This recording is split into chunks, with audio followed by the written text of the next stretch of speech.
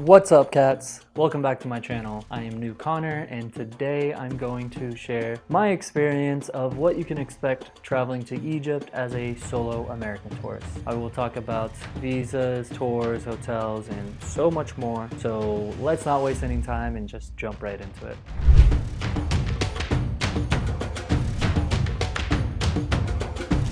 You gotta go like this. Yeah.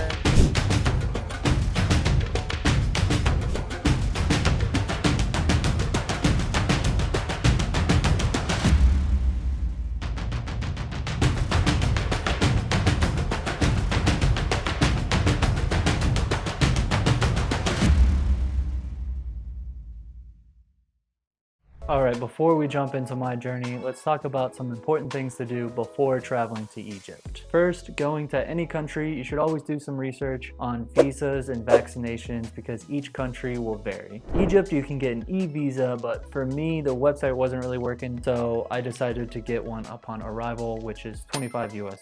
Next, you should always bring some cash because Egypt mainly uses cash. Cards are accepted at more established places, but cash is always good to have, and you will pay for your visa in US dollars, so keep that in mind. Next, I would recommend learning some phrases in Arabic like thank you, yes, no. These are helpful words for your trip and it shows interest in the country and culture. Lastly, I would recommend getting a power converter before you leave. Many hotels provide these, but I think it's easier to bring one yourself, preferably one with a cord because the smaller cubed ones are just way more difficult and awkward trying to balance in a socket and an outlet. The cords have more options, so it's better to invest in that. I arrived naturally in Cairo. Here's what you can expect upon arrival. After arrival, you will head towards passport control, and on the right hand side there are going to be several banks and currency exchanges. This is where you can purchase your visa. Some allow payment with card, but it is easiest to bring $25 US in cash for it. Here you can also exchange dollars for Egyptian pounds. You can always use ATMs, but it's always nice to avoid the transaction fees. After passport control, you can get a SIM card at many of the stores in the airport, but I recommend getting an eSIM before arrival just because it's more convenient. Next, we can head to our hotels. A lot of hotels or tours offer transportation from the airport, but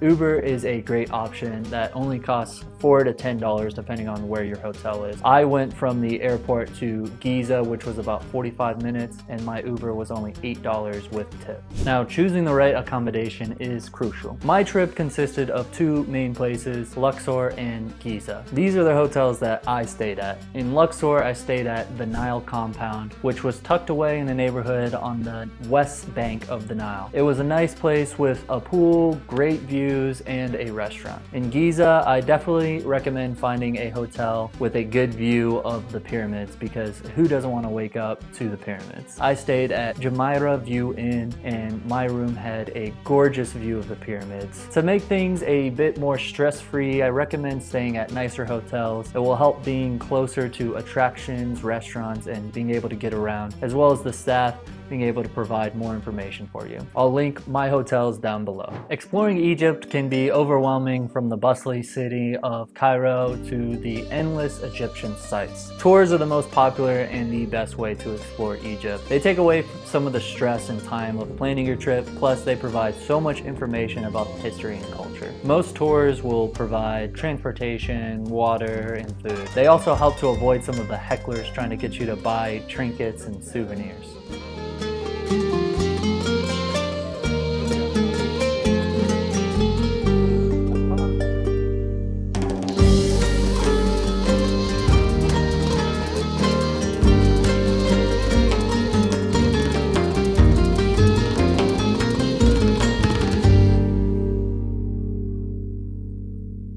So speaking of hecklers and scams, they are at any major tourist site in Egypt. They are always very nice and start off with, "Hey, where are you from?" They may give you a gift or a free drink, something like that, but in the end, they're always trying to get you to buy something. If not from them, they'll take you to many other shops.